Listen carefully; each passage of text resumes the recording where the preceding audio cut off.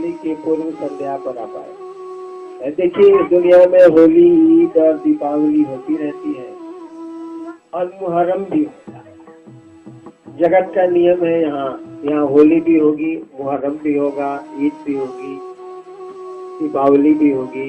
यानी सुख के भी, खुशियों के भी दिन आएंगे और उदासी के भी क्षण, उदासी के भी लम्हे गुजरते हैं। लेकिन जिसकी संगति आपने की है, जिसको आपने गुरु बनाया है, जिसके साथ आप रहने का सोच रखे हैं और चलते हैं जिसके कहने पर, वो आपका गुरु महादेव, उसकी संगति अगर हो जाए, उसका सानिध्य हो जाए, तो फिर हमेशा होली होगी, हमेशा दिवाली होगी और मुहर्रम जैसी कोई चीज नहीं, दुख जैसा कुछ भी नहीं। लेकिन संगति, जगत का तो ये नियम है, लेकिन जगत के जो बनाने वाले हैं, जगत के जो सृष्टा हैं, वहाँ आनंद ही आनंद है और आनंद में न सुख होता है न दुख होता है, आनंद दोनों से परे होता है। अभी पूर्णिया के मनोज जी ने जो आपको गीत सुनाया है, तो फिल्म का गीत और नया गीत है, दबंग फिल्म का है। लेकिन इस गीत के जो बोल है, इस गीत में जो पंक्तियां हैं, उसको ध्यान से, कोई भी भजन इसका मुकाबला नहीं कर सकता। क्या कह रहा है कि नैनों में पसियां जैसे नैन ये तेरे, मतलब मेरी आंखों में उस तरह बस जाओ जैसे तुम्हारी आंखें, नैनों में पसियां जैसे नैन ये तेरे। फिर उसकी और पंक्तियां हैं, नींदों में घुल गए सपने जो तेरे, बदले से लग रहे हैं अंदाज में। फिर उसकी एक और पंक्ति बड़ी अच्छी है, मिलके भी मिल ना पाऊं अब क्या करूं, मिलके भी मिल ना पाऊं अब क्या करूं, माही पे आप जैसा, इसका अर्थ समझते हैं? माही पे आप जैसा, दिल बेताब जैसा, या क्या तो है माही पे आप, मैंने समझते? माही मछली को कहते हैं उर्दू, और बे आप मैंने पानी, बे आप मैंने बिना पानी के, माही पे आप जैसा मैंने मछली बिना पानी के, उसकी क्या स्थिति होती है। वही कह रहा है कि वैसा ही मेरा दिल है जैसे मछली बिना पानी के रहती है। इस गीत को फिर से सुनिए और इसके बोल को अपने दिमाग में लाइए। कोई भी भजन इससे कमजोर ही हो सकता है, इतना मजबूत नहीं हो। मनोज जी का बुरे की समझ दे जाऊंगा, अच्छे बुरे की समझ दे के जाऊंगा, दूसरों को परखने की नजर दे के जाऊंगा, अच्छे बुरे की समझ दे के जाऊंगा, दूसरों को परखने की नजर दे के जाऊंगा। यारों मैं इस जमाने का संग तराश हूँ, यारों मैं इस जमाने का संग तराश हूँ, पत्थर को बोलने का हुनर दे के जाऊंगा।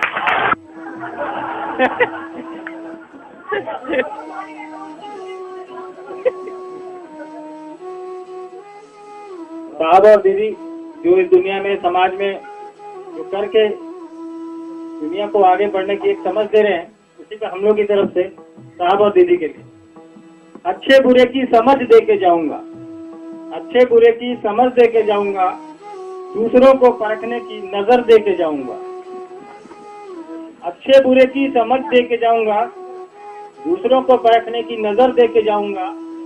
यारों मैं इस जमाने का संग तराश हूँ, यारों मैं इस जमाने का संग तराश हूँ, पत्थर को बोलने का हुनर दे के जाऊंगा।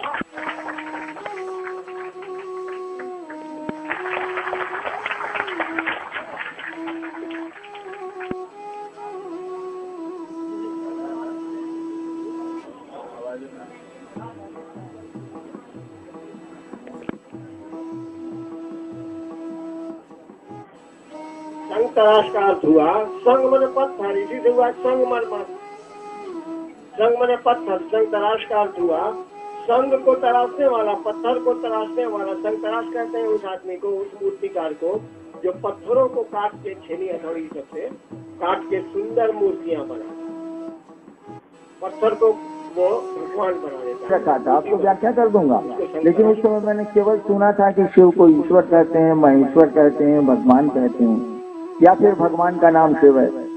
तो ये सोच के कि गुरु भगवान होते हैं, भगवान गुरु क्यों नहीं है, भगवान शिव को कहते हैं, मैंने शिव को गुरु मान लिया। शिव को मैंने गुरु तो मान लिया, लेकिन कोई विश्वास मुझको नहीं था, क्योंकि दिखता नहीं है, बोलता नहीं है, तो फिर वो गुरु का काम कैसे करे।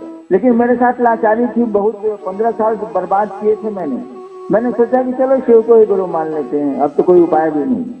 और गुरु बनाया था मैंने एक काम के लिए। हर एक आदमी किसी न किसी काम के लिए भगवान के पास जाता है, गुरु के पास जाता है। मैं भी गया था एक काम के लिए।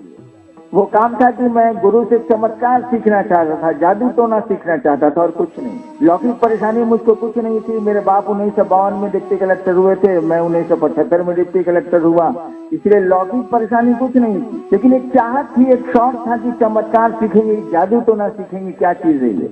और इसलिए मैंने शिव को गुरु बनाया। शिव को गुरु बनाने के 8 वर्षों तक मैंने किसी को नहीं कहा कि मैंने शिव को गुरु बनाया, चुप रह गया। मुझको लगता था फालतू बात है, न शरीर में है, न बोलेगा, न दिखता है, कुछ है नहीं। तो फिर दूसरों को बोलने से कि हम महादेव के चेला हैं, शिव मेरे गुरु हैं, लोग हंसेगा। मैं 8 साल तक चुप रह गया, किसी को मैंने कुछ नहीं कहा।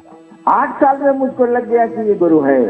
मुझको पता नहीं था कि ये गुरु है, लेकिन मुझको लग गया परिणाम से, नतीजों से ये गुरु है। इसी बीच में मैं बिहार सरकार में आ गया और उस समय मैं मधेपुरा एक जिला है बिहार का, वहीं पर मजिस्ट्रेट था। तो जैसे मैंने ज्वाइन किया तो वहाँ जिला स्कूल में मैं पढ़ता था। स्कूल में मेरे फादर वहाँ एसडीओ थे, तो मैं पढ़ता था। तो स्मशान रात पे जाता था। मैंने कहा बचपन में मैं स्मशान जाता था, स्कूल में पढ़ता था, कॉलेज में भी पढ़ता था, कुछ दिनों तक स्मशान जाता था। तो स्मशान के मेरे साथी मुझसे मिलने आए कि वही लड़का है जो यहाँ स्मशान साधता था, वही मजिस्ट्रेट हो गया है, वो मिलने आया। हमने उन लोगों से पूछा कि अभी भी आप लोग स्मशान जाते हैं? उन लोगों ने कहा जी जाते हैं। हम कहा 40 साल से बेकार स्मशान जा रहे हैं, शिव को गुरु बनाइए। पहली बार 9 सितंबर 1982 को मैंने एक आदमी को कहा, बाद में वो बिहार राज्य के माननीय मंत्री भी हुए, उनको कहा कि आप शिव को गुरु मानिए, स्मशान जाना छोड़ दो। तो उन्होंने हमसे कहा मैथिली में, वहाँ की बोली में मुझको नहीं आती, हाकिम जाना ही महादेव गुरु छत्र। उन्होंने कहा कि हमको मालूम है कि शिव गुरु। हमने कहा कि हमने तो किसी को कहा ही नहीं कि शिव को मैंने गुरु माना है, आपको कैसे मालूम है कि शिव गुरु है? बोले किताब में लिखा हुआ है, सब लोग जानता है कि शिव गुरु है, आप कैसे नहीं जानते? और उसी दिन से ये बात चली कि शिव को अपना गुरु बनाया जाए। 9 सितंबर 1982 से ही ये बात शुरू हुई कि शिव को अपना गुरु बनाया जाए। मैंने पहली बार इस बात को एक आदमी से कहा था, वो तारीख थी 9 सितंबर 1982, अपने ऑफिस के चैम्बर में। बात चली तो चली, मेरे कहने का मानी हुआ, मेरे कहने का अर्थ हुआ कि मैंने किताबें पढ़ के या किसी से सुन के शिव को गुरु नहीं बनाया। मैंने शिव को गुरु बनाया अपने मन से कि गुरु भगवान होता है, तो भगवान गुरु काहे नहीं है। और भगवान मैंने सुना था शिव को कहते हैं, इसलिए शिव को मैंने गुरु मान लिया। और बनाया था तो 2-3 शर्तें हमने रखी थी। आदमी शर्त कब बनाता है? जब उसको धोखा मिलता है। जब आपको कहीं धोखा किसी काम में मिलेगा ना, तो शर्त बना लीजिए, वो काम नहीं करेंगे। तो मैंने भी शर्त बनाई थी शिव को गुरु मानने के बाद कि आसमान से उतरिएगा, जैसा फोटो में दिखते हैं आप, हम आपसे कुछ सीखे उखेंगे नहीं। दूसरी शर्त मैंने बनाई थी कि आदमी के रूप में आइएगा, कहिएगा कि हम ही महादेव हैं, तब भी आपको हम गुरु नहीं मानेंगे, आपसे कुछ सीखे उखेंगे नहीं। और तीसरी शर्त मैंने बनाई थी कि 15 साल से जितनी साधना, जितने मंत्र मैं जप रहा था, अभी के बाद नहीं जपूंगा। आप बोलिएगा तब जपेंगे, आप बताइएगा तब जपेंगे। अभी तो हम जानते थे कि न बोलेगा न दिखता ही नहीं, तो बोलेगा आप कहिएगा तब हम करेंगे। अब हम शर्त बना लिए हैं कि आप बोलिएगा तब हम करेंगे। आदत 15 साल की खेल रही है, आदत जो पड़ गई है आपको, तो आपको ठेलेगी। लाख आप क्रिया खा लीजिए, कसम खा लीजिए, वो ठेल रही है। मैं बैठ के रोता था कि साला कहाँ फंस गया मैं, इस शिव को गुरु मान के तो मैं फंस गया। तो मैं बैठ के रोता था।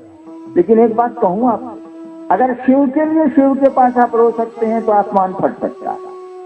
अमूमन हम लोग शिव के लिए या भगवान के पास या देवताओं के पास अपने लिए रोते हैं, लेकिन शिव के लिए कोई शिव के सामने रोए तो आसमान फट सकता है, धरती अपनी जगह छोड़ सकती है, हर असंभव कार्य हो सकता है। तो मैं बैठ के रोता था कहाँ फंस गया। हालांकि नौकरी में आ गया था, लेकिन उदास रहता था कि पूरी जिंदगी बर्बाद हो गई, चले थे कहाँ पहुंच गए कहाँ।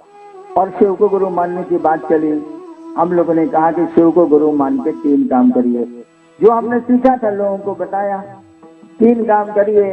पहला काम कि अपने गुरु से दया मांगने की कोशिश करिए, उनको ये संवाद दीजिए, मन ही मन उनको ये संवाद दीजिए, मन ही मन ये संप्रेषण करिए कि हे शिव आप मेरे गुरु हैं, मैं आपका शिष्य हूँ, मुझ पर आप दया करिए।